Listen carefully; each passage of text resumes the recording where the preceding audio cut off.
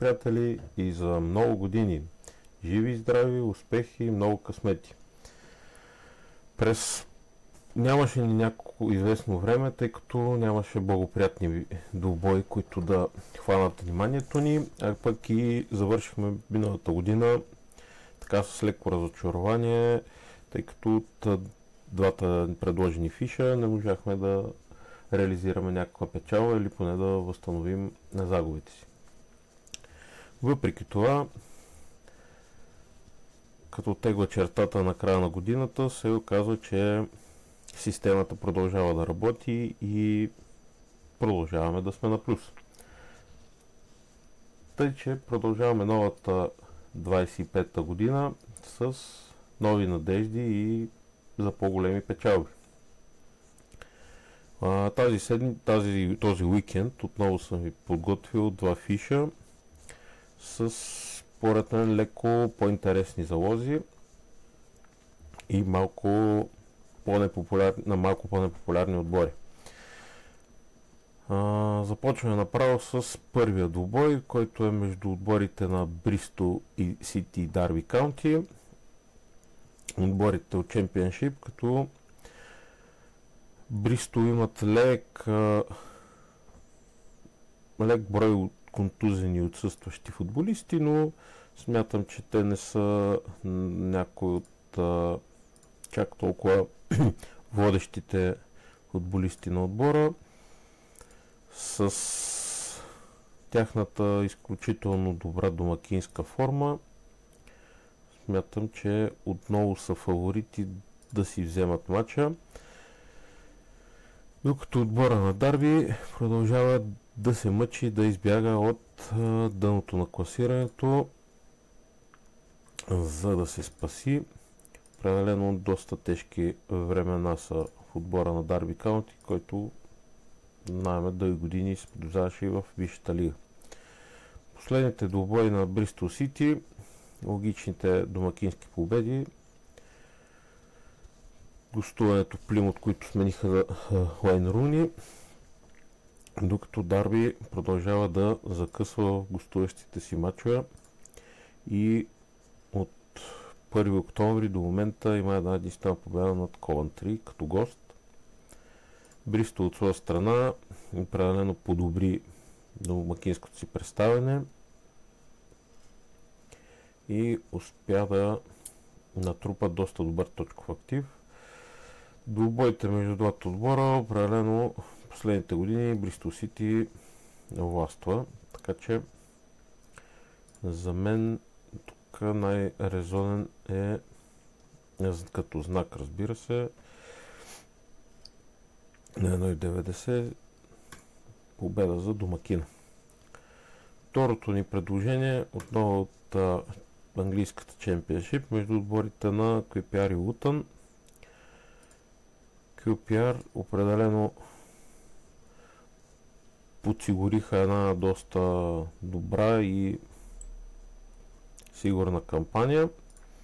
Със сигурност няма да имат шанс и сили да се борят за плейофите, но до голяма степен си гарантират оставането с тази игра, особено в домакинските мачове, докато Лутън ще има изключително големи проблеми в борбата за оцеляване.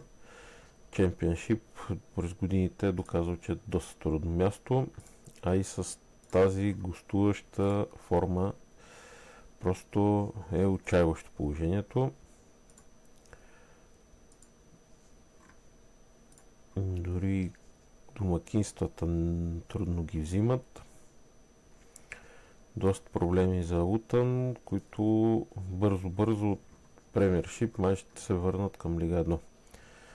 И двата отбора имат известни Шон Баптист, който е Шандон Баптист, дълго контузен. Виж, че нямат някой наскорошен контузен.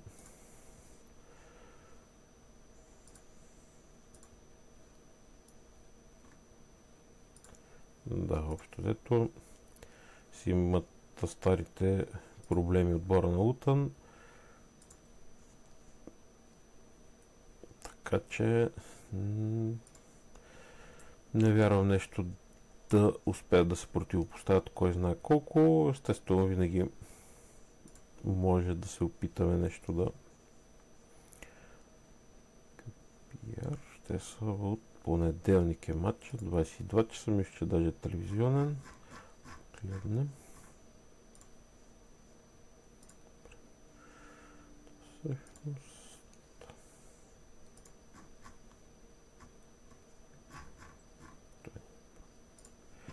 Така. Между двата отбора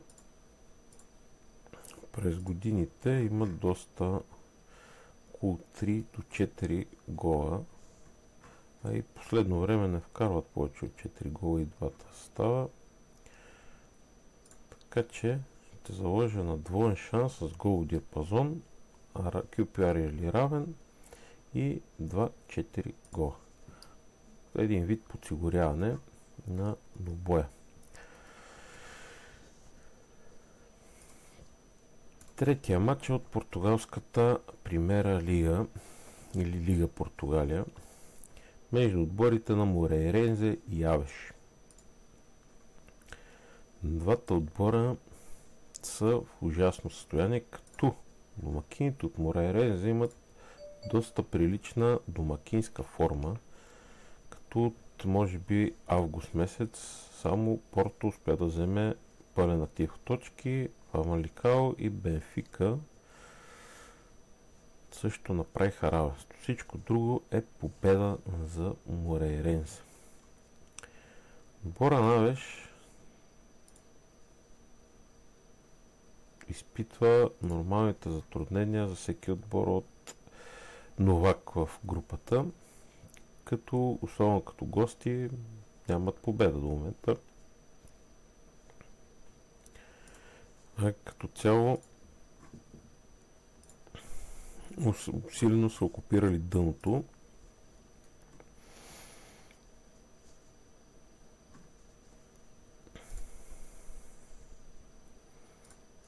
Да. 5 гола имат и са допуснали 11 в домакинските си двубои. Така че, въпреки последните им така равенства срещу Касапия, Бенфика, Боавища и Штрела, трудно биха се спасили с нещо.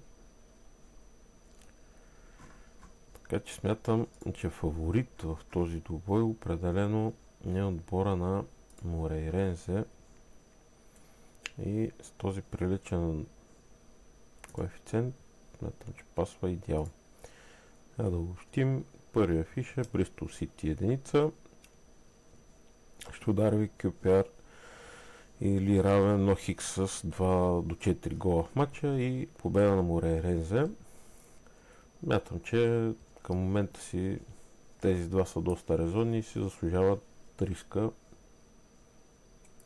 за една приличен залог. Второто предложение за уикенда. Отново започваме с двубой от португалската Примера лига между отборите на Ештрела и Ешторил.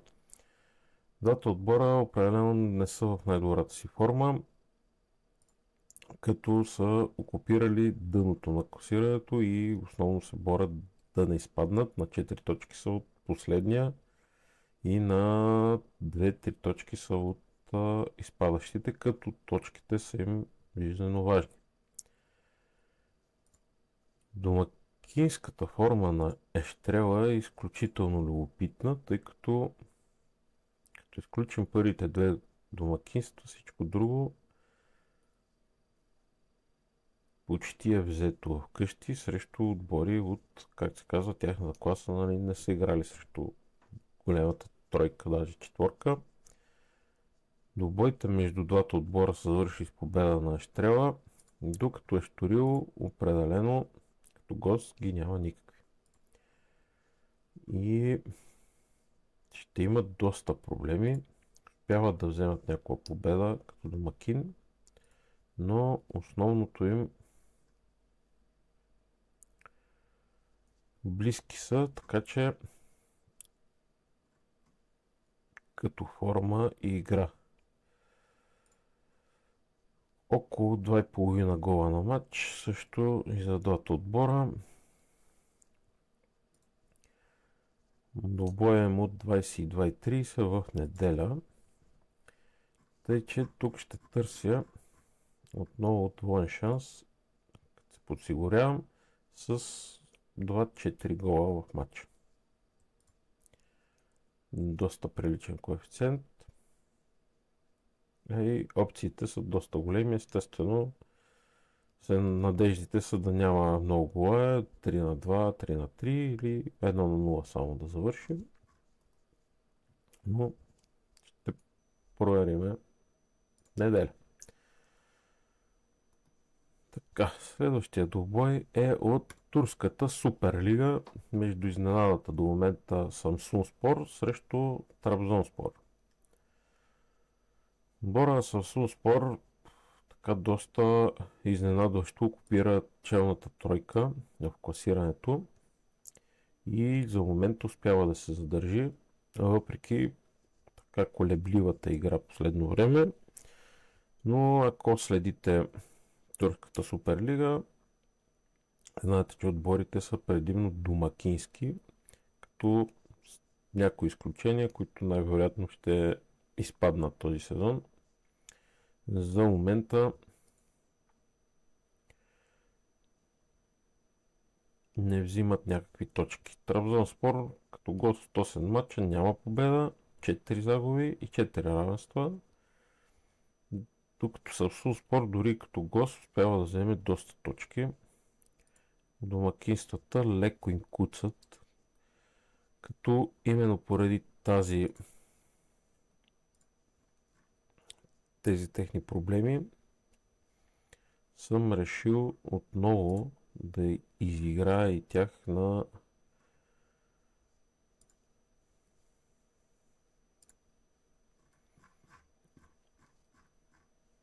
двоен шанс голов диапазон, като единствено тук бих увеличил головия диапазон 2-5 гола, тъй като обичайно за Турция се отбелязват доста голове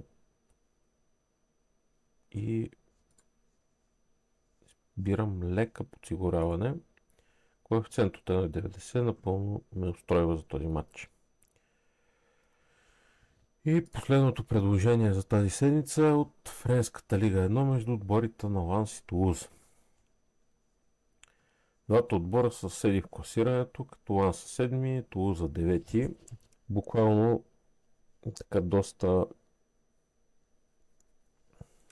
делят ги 3 точки, като единствено имат Тулуза, записаха 3 загуби повече, докато Ланс 3 равенства. Ланс не е този отбор, който така успешно участваше в Шампионската лига, докато Тулуза има едно доста стабилно представяне. Ланс успя да направи равенство с ПСЖ за купата, но отпадна в последствие чрез Дуспи. Така може да се каже, че се противопоставя на шампиона. Къщи загубиха от Лил, Марсилия. Общо взето лошите отбори успяват да си вземат точките, но успяват да имат превес на Тулуза последните години. Тулуза спечели за купата срещу аматьори гимназия Лион. Дори нямам представа къде играят тези на Франция. Доста сериозна издънка. Загубиха Монако и ПСЖ. Наред успяха да бият и Монпелие. Смятам, че Ланс са по-класни отбори, би следвало да си вземат матча, но Френската лига 1 е доказала, че винаги има изненади. Виждаме долкината форма на Ланс, малко по-слаба. По форма в момента така на приличите точки, но игра доста затворен футбол и двата отбора, като под 2,5 има средно на матч. Което отново ми дава шанс да използвам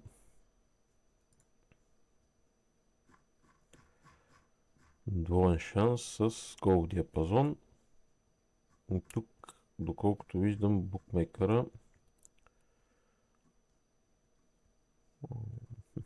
как бяха, да, очакват до голяма степен двата отбора да отбележат. Близки са. Има нели се някъде около двата гола. Не вярвам да има повече. Което мен ме напълно устройва. И се подигравам с едно хикс двоен шанс.